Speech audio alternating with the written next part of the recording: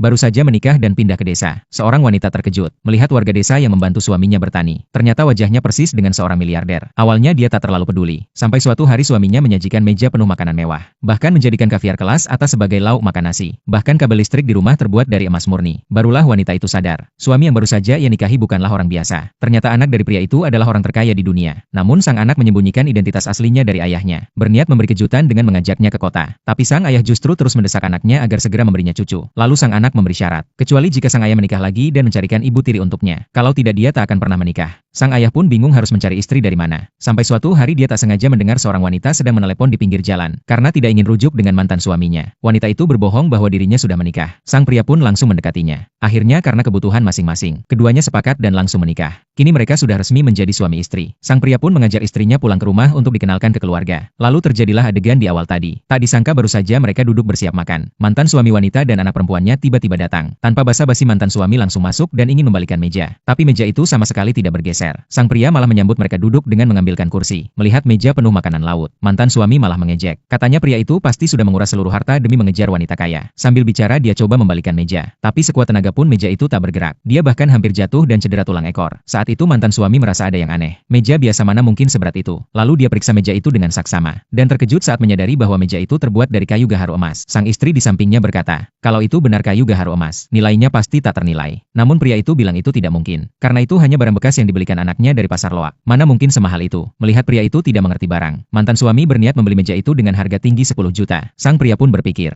anaknya hanya bergaji 3.000. 3 tahun pun tak cukup untuk kumpulkan 10 juta. Lalu langsung menyetujuinya. Namun istrinya segera mencegah. Katanya kayu sebesar itu nilainya setidaknya puluhan juta dolar. Kalau pria itu percaya, dia bisa membawa meja itu ke balai lelang untuk dijual dengan harga tinggi. Tapi pria itu malah menolak. Bilang kalau istrinya suka, dia bisa memberikannya secara gratis. Melihat mantan istri dan pria itu saling bermesraan, mantan suami pun marah besar. Mengejek rumah pria itu jelek dan reot. Lalu menarik turun lukisan di dinding untuk melampiaskan kemarahannya. Dia ingin mengejek pria itu karena menganggap lukisan murahan sebagai harta karun. Tapi malah terkejut karena itu adalah lukisan asli Su Beihong. Lalu dia melihat colokan listrik di rumah pria itu. Ternyata terbuat dari emas. Istrinya juga mulai tidak tenang. Barang-barang di rumah itu yang kelihatan sepele. Kalau di jumlah nilainya bisa mencapai miliaran. Namun putrinya bersikeras bahwa semuanya pasti palsu. Katanya pria itu hanyalah penipu. Tidak pantas untuk ibunya. Mantan suami bahkan merobek lukisan itu jadi potongan kecil. Lalu mengancam. Asal pria itu mau menceraikan istrinya, dia akan memberinya 10 juta sebagai kompensasi. Kalau tidak, dia tak hanya akan merampas meja itu, tapi juga akan menghancurkan seluruh desa. Melihat mereka berdua langsung bikin onar sejak masuk rumah. Pria itu masih menahan diri karena menghormati istrinya. Namun sekarang mereka sudah terang-terangan mengancam. Dia pun tak bisa menahan lagi. Langsung menampar mantan suami dengan keras. Sebagai eksekutif tinggi di perusahaan besar, mantan suami mana pernah diperlakukan seperti itu. Dia pun segera menelpon, memanggil seluruh pasukan keamanan perusahaan. Tanpa tahu, pria yang dia hina di depan matanya ini adalah ayah dari CEO perusahaan itu.